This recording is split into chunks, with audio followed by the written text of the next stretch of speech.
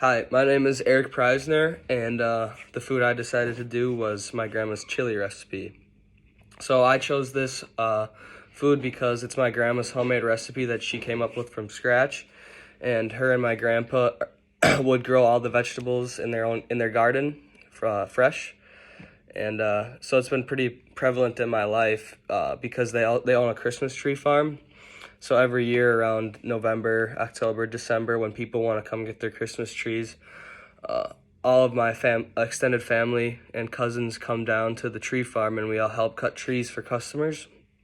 So we're outside all day cutting trees, and so like around lunchtime and when we need a break, we'll walk up to the house, which is about 10 minutes away from the farm, and our grandma will be in the kitchen cooking up some chili, and then she'll serve us a bowl of chili when we get there.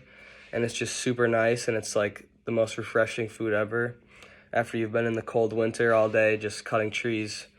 And the nice hearty bowl of chili helps you get through and go back out there.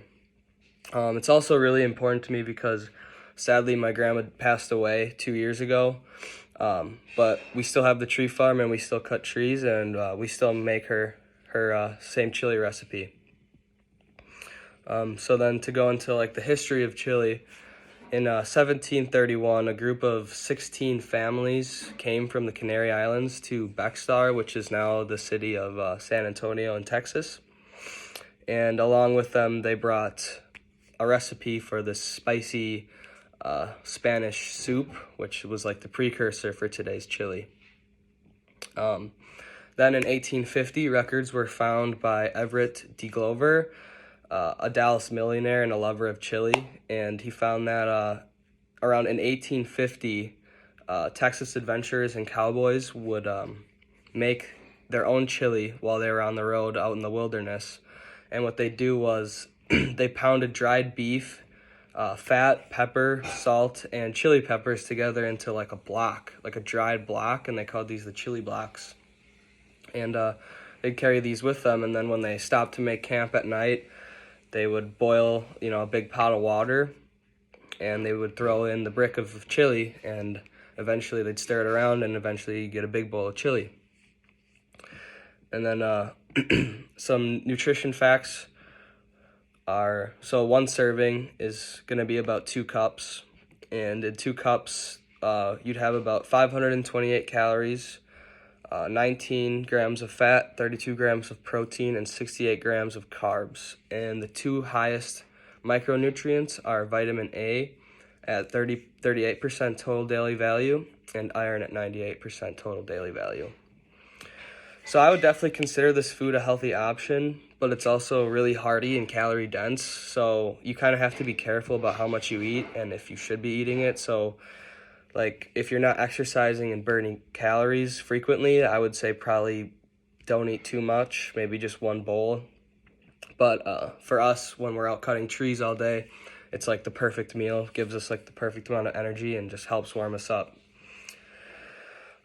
So chili can be prepared in a variety of ways. However, my grandma's recipe is specific, and so it has to be done a certain way, and the first step is to make the juice, which is made of homegrown tomatoes, onions, celery, garlic, and green peppers, all of which are boiled down and strained.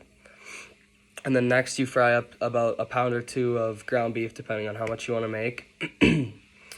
And then next you add the juice to the ground beef, along with 1/2 cup of chili powder, 1 can of pinto beans, 2 tablespoons of onion powder, 2 tablespoons of brown sugar, 2 tablespoons of beef bouillon, and a cup of water. The food is then consumed with your family members, hopefully, or loved ones around a table with good conversation and good times. And then some people also like to have buttered bread with their chili, or even like to add cheese, but these don't really add any good value to the meal, so I tend to not do that.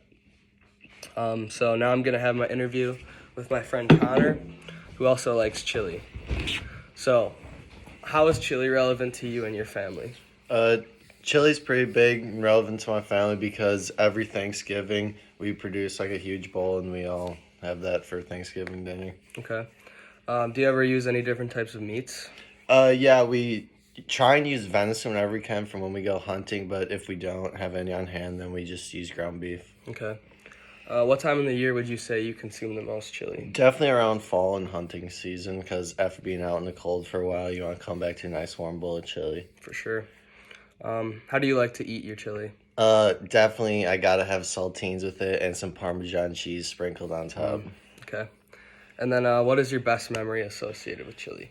Best memory with chili has to be when I was younger. My mom had just made a huge bowl, and she asked me and my brother to carry it over to the dinner table, and we spilt it all over the floor. Really? That's pretty funny. Yeah. All right. Well, thank you. Thank you.